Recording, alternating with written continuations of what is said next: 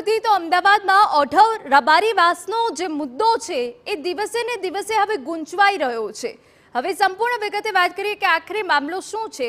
AMC દ્વારા જમીન વેચાણથી આપવાની કવાયત હવે હાથ ધરાઈ છે। અમદાવાદ મનપા દ્વારા રબારી વસાહતોમાં મેગા ડિમોલિશનની કામગીરી હાથ ધરાઈ હતી। હવે એએમસીએ રબારી સમાજના અગ્રણી સાથે બેઠક બાદ નિર્ણય કર્યો છે અને જે તે કબજેદારોને વેચાણથી જમીનો કાયમી માલિકી હક આપવા અંગે ઠરાવ કરી રાજ્ય સરકારને મોકલી આપવા જણાવ્યું છે। વિવાદિત જગ્યા અસરગ્રસ્તોને સરકારે આપી દીધી હોય તેમ મોં પણ મીઠું કરાવ્યું હતું, પરંતુ એએમસીના નિર્ણય બાદ અનેક સવાલો પણ હવે ઉઠી રહ્યા છે। ચેરમેનનો પણ અમે આભાર માનીએ છીએ। અમારી ચારે ચાર વસાહતો, અમરેવાડી રબારી વસાહત, જસોદાનગર રબારી વસાહત અને ઓઢવ રબારી વસાહત, આ ત્રણે અમને વેચાણ આપવાનું માન્ય સ્ટેન્ડિંગ ચેરમેનશ્રીએ પણ અમને આશ્વાસન આપ્યું છે અને સરકારશ્રીએ પણ અમને આશ્વાસન આપ્યું છે। તો એના અનુસંધાનમાં અમારા જે થોડા ઘણા મુદ્દા હતા એ અમે ચર્ચા કર્યા છે।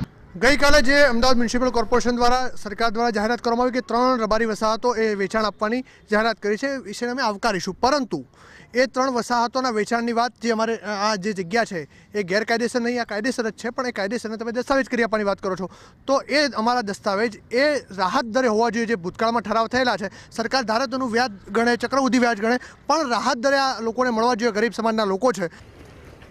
રબારી વસાહતમાં 1960થી રહેતા લોકોની રાહત દરે પ્લોટને વેચાણથી આપવાની રબારી સમાજના લોકોએ માંગ કરી હતી, જેને એએમસી શાસકોએ મંજૂર રાખી અને જંત્રીની રકમ અથવા સરકાર નક્કી કરે તેવો યોગ્ય ભાવ ચૂકવવા માટે તૈયારી દર્શાવી।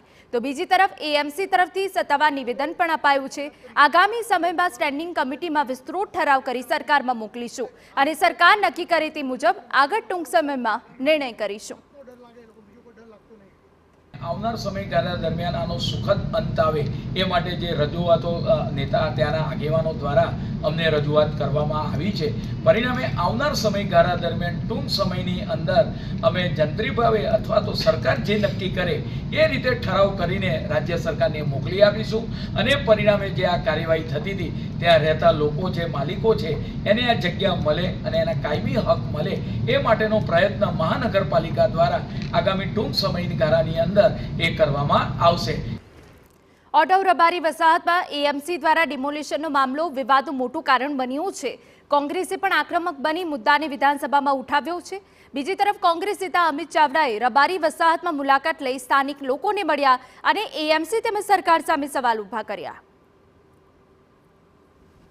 આજે સરકાર કોઈ જંત્રીના ભાવે કે બજાર કિંમતે આપવાની વાત કરે તો અનેક પરિવારો એવા છે કે જે આજે ઊંચી જંત્રી હોવાને કારણે, ઊંચો બજાર ભાવ હોવાને કારણે કદાચ પૈસા ના પણ ભરી શકે, પણ સરકારની જવાબદારી છે કાં તો વૈકલ્પિક એને મકાન આપે, કાં તો રાહત દરે એને પોતાની જમીન આપે, એ જમીનના દસ્તાવેજ કરી આપે।